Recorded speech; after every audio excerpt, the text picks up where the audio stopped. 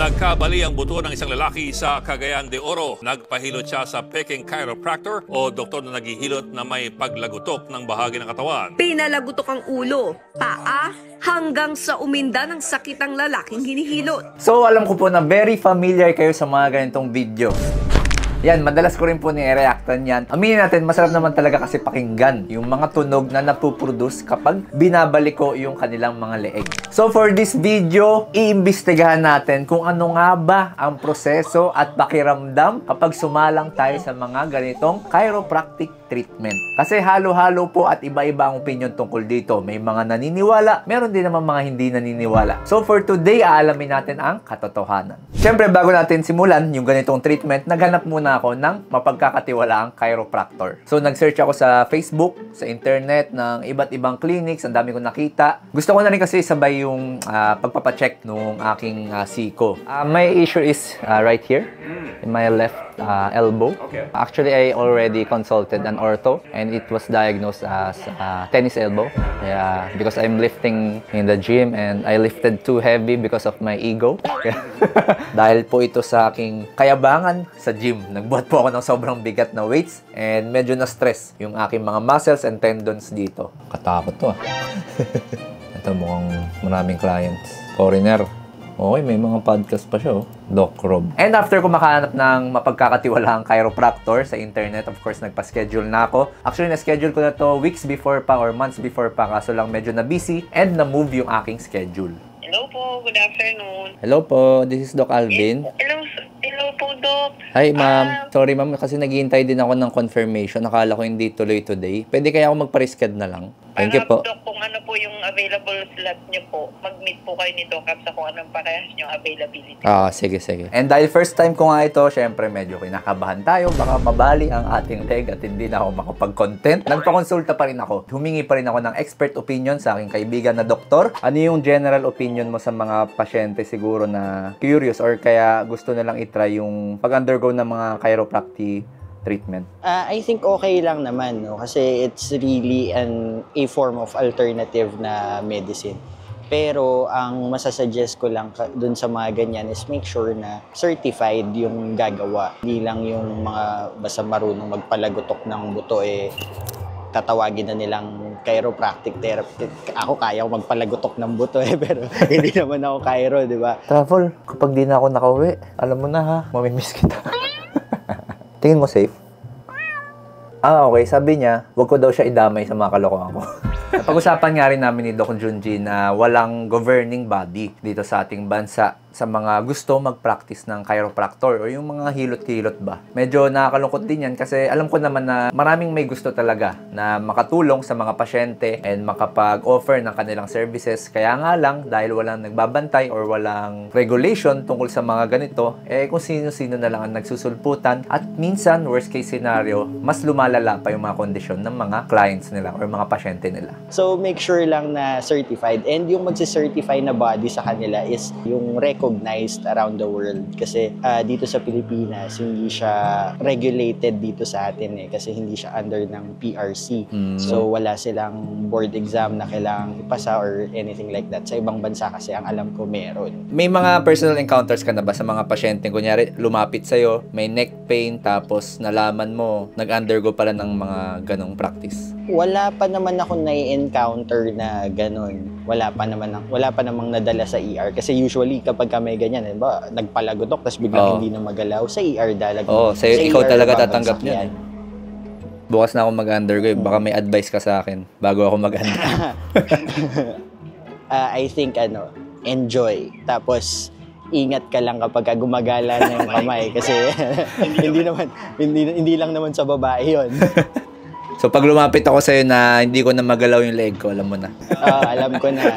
I-refer na kita direkta sa ortho, CT scan, MRI ko na yung spine mo. No? Nagulat ako kasi buong second floor ng isang building yung hawak niya. So, medyo big time ang nakilala nating chiropractor. At pogi! So, isa siyang foreigner. Nakwento niya nga sa akin na nakapagtapos siya ng chiropractic boutique medicine sa ibang bansa. And nagulat ako kasi 4 years pala yun. 4 years na college and then 4 years na ganong schooling. So medyo matagal-tagal na training and study rin yung ginawa niya. And may mga board exam din sila doon. Nakakatuwa rin kasi pagpasok ko doon, may receptionist of course. Tapos merong mga kailangang fill upan. Itatanong doon kung ano yung mga conditions mo, kung may mga maintenance ka ba, kung may mga previous operations ka. Maganda yan kasi at least may background yung chiropractor kung ano ba talaga yung status ng pasyente na yun. Kasi kung walang ganun, tapos pupunta ka na lang doon, walang idea yung gagawa sa'yo, paano yan? Baka may magalaw siya sa'yo, di niya alam, may operasyon ka pala sa leeg, sa likod, baka mag-worsen or baka naman masira lalo yung inyong spine. Before mag-start yung treatment, medyo kinakabahan ako kasi virgin pati. Never pa po ito na gagalaw talaga. And pati yung aking likod. Meron ding dong room na doon muna kami pinagstay and may video doon na nagpe-play tungkol dun sa chiropractor natin. And after nun, pumasok na kami sa room and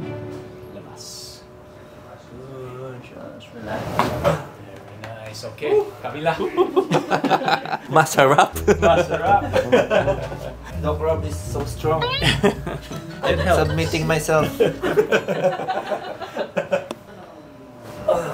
And relax those arms. Good. Good. Wow! Amazing. Chin up. Oh, wow.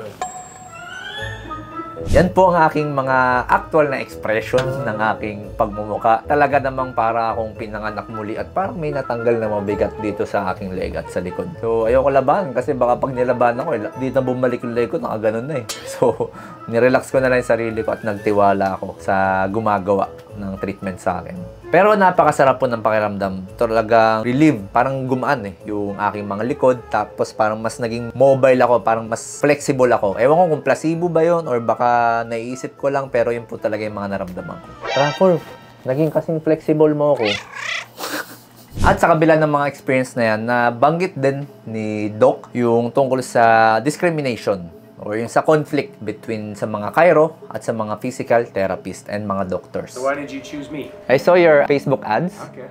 and I think you're a good practitioner because I studied that you have a certification under PITAC. Not everyone has that certification. Sure, true, Yeah. true. There are some phonies. It's That's- unfortunate Philippines really allows that. You know, we have other professions that aren't chiropractors claiming to do chiropractic. Yeah. They shouldn't allow that. But they do. They even allow it in their name. Yeah. And they're not chiropractors. Yeah, So it's they not should- well. It's not well. They shouldn't allow that. Yeah, unfortunately, they do. We don't really have that issue in America. Therapies or therapists claim to do chiropractic. They can't do that. But we have issues in America, but we don't have that issue. But yeah, here they unfortunately allow them to claim they do chiropractic. Anyway. Very evident yan. Kala ko nga dito lang sa Pilipinas nangyayari yan na medyo frowned upon or medyo tinutuligsa ang practice ng mga chiropractor, lalo na ng ating mga physical therapist. Meron talagang conflict even sa kanilang bansa. Tingin ko isa rin sa mga reason kaya nangyayari ito kasi nga nabanggit ko kanina na walang nagbabantay, walang nagre-regulate, and kung sino-sino na lang ang nagsusulputan ng mga health guru or mga nagsasabing tagahilot or mga chiropractor daw sila. To the point na nagkakaroon ng komplikasyon yung ibang pasyente, and dahil nagkakaroon ng komplikasyon, nare-receive ng mga doctors yun and mga physical therapist yun, yung mga patients na galing dun sa kung sino-sino mang guru. Pag na-receive ng mga doctors yun and physical therapist, of course, ko-questionin nila kung sinong gumawa sa pasyente na yun kasi nga nagwo-worsen minsan. Kasi hindi naman po lahat ng mga chiropractor nagtapos and merong certificate. Also, another thing, wala rin dito sa bansa natin isang chiropractic school na nag-o-offer ng pagtuturo or 4 years na course para ituro yung mga ganitong practices. Another misconception that I possibly talked about is people think when we adjust you, you're now realigned. That's not what's happening. Like, I cannot bring back that lordosis here, in one session. That's not what's happening. I adjust you and I release all of that stress. So of course, you feel, wow, I can move my neck, I can move my lower back. The nerves are communicating, muscles relax. We're initiating the healing. So we're not really realigning you. If I can see you consistently over a few months, that's how we then change things. So, ikaw, Doc, ano ang iyong medical or professional opinion tungkol dito? Actually, kahit po yung mga ibang studies, talagang medyo hindi congruent. Iba-iba po yung mga resulta, iba-iba rin po yung mga studies.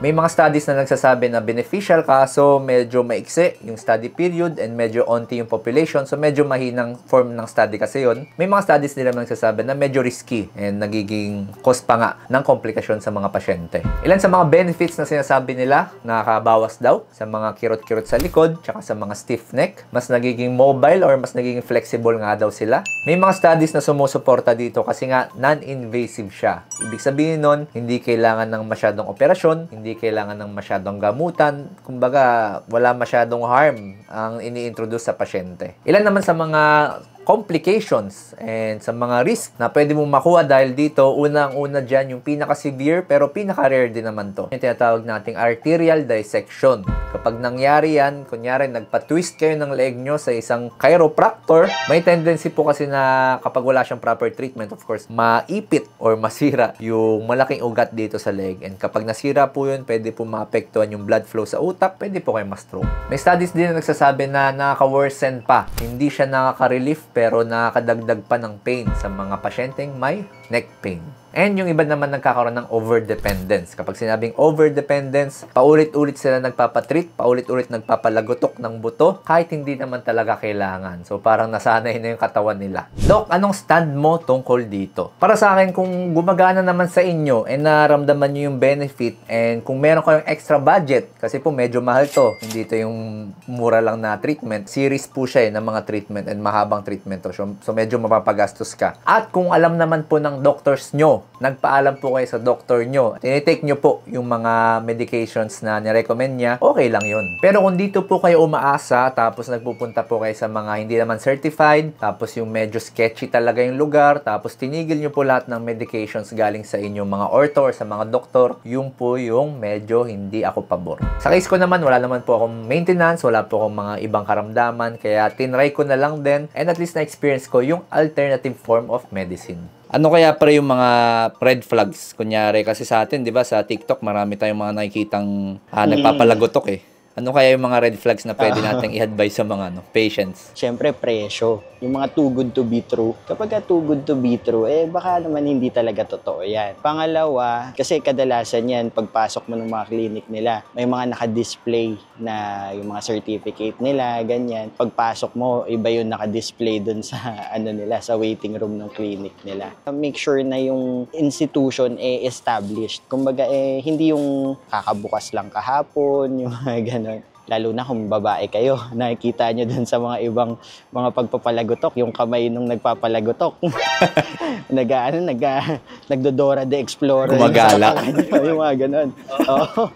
Yeah, iba na yung pinapalagotok nun. Ibang buto na yung tinitreatment nun ni sir. So, pagka ganyan, ingat-ingat dun sa mga ganun.